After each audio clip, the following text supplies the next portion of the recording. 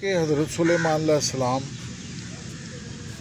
वाहिद तीन बादशाह दुनिया च अल्लाह ताला की ज़ात ने बनाए ने, जिन्हां दे विच हज़रत सुलेमान अलैहिस्सलाम ने, जिन्हां दा पूरी दुनिया के उत्ते बादशाह सी और नबूवत सी।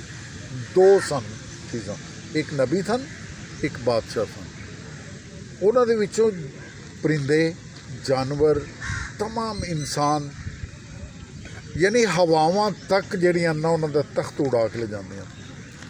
एक चील आंदी है, दरबार हज़रत सुलेमान अलैहिस्सलाम दा बरपा है। चील आके शिकायत करती है कि यार नबी अकरम, मेरे नाल बहुत वड्डी ज़्यादती हो रही। की ज़्यादती हो रही? कि मेरे अंडे चोरी हो जाते हैं, मैं अपनी औलाद नूं अगे वधा नहीं सकती। नहीं तखलीक होना होंदा ना अंडे दे विचों, तो मैं अगे वधा नहीं सकती। तो उन्हें कहा कि अंडे तेरे चोरी हो जाते हैं। वाकई हज़रत सुलेमान अलैहिस्सलाम ने दो जिन मुकर्रर किए। दो जिन मुकर्रर किए कि चोर का पता लाया जाए तो चोर नूं फड़ के लिया जाए। 5-6 दिन गुजरे, हफ्ता गुजरिया, तो चील फिर आई, कहन लगे जी अंडे का पहरे के बावजूद तुहाडे जिन नात जिहड़े ना मुकर्रर करने के बावजूद चोरी जिहड़ी है ना उस तरह ही हो रही है, मेरे अंडे चोरी हो रहे हैं।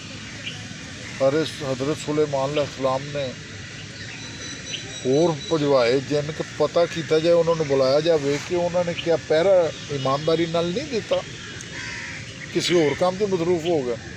वेख्या तो उत्थे जिन ही नहीं है। जिन्नात की तलाश की, हज़रत सुलेमान अलैहिस्सलाम नूं रिपोर्ट की दूसरी टीम ने कि जनाब उत्थे तो जिन्नात जिहड़े तुसी निगरान मुकर्रर किए सन, चौकीदार मुकर्रर किए सन, उत्थे मौजूद ही नहीं गए। हज़रत सुलेमान अलैहिस्सलाम ने कहा कि पता किया जाए वो किधर चले गए ने, किसी होर मसरूफियत च चले गए ने, ये जुल दे गए ने, धोखा दे गए ने, फ्रॉड कर गए ने।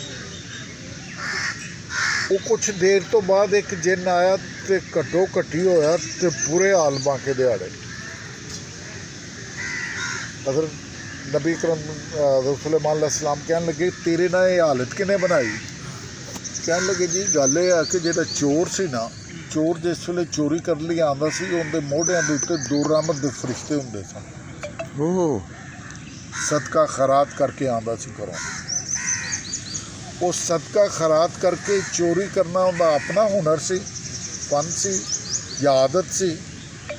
जिहड़ा एक नेकी करके लोगों को सदका खैरात पता नहीं कितने लोगों को खाना खिला के ये सदका करके आंदा, वो अल्लाह ताला की ज़ात उनके हफाजत लिए 2 फरिश्ते मोढ़ियां दे उत्ते बिठा दिते। एक फरिश्ते ने सज्जे पासों जिन्हों नूं फड़िया, जिहड़ा उधर निगरान खलोता सी, इंज उन्होंने जनाब घुमाया और मशरक च सुट दिता। तो वह कहन लगा मैं उतों आया जिथे सूरज तलू हुंदा, एडी दूर मैनू वो फरिश्ते ने सुटिया। दूसरा फरिश्ता वो वापस आया, उन्हें भी हालत उस तो बुरी। उन्हें कहा जी मैनू तो उन्हें फड़िया धौन तो इंज घुमाया, 2 चक्कर दिते ने, तो मैनू मगरब की उस सराते भेजता जिथे सूरज गरूब हुंदा। असीं तो बड़ी मुश्किल ना बच के आए हैं। ये है सदका। सदका अपनी जगह पे है, बंदे के अमाल अपनी जगह पे हैं, चाहे वो अमाल किस तरह के भी हैं। वो अल्लाह ताला की ज़ात वो कहती है इन्नी आलम व माला तालम, जो मैं जानता हूँ वो इंसान तू नहीं जानता। बहुत शुक्रिया। ज़बरदस्त।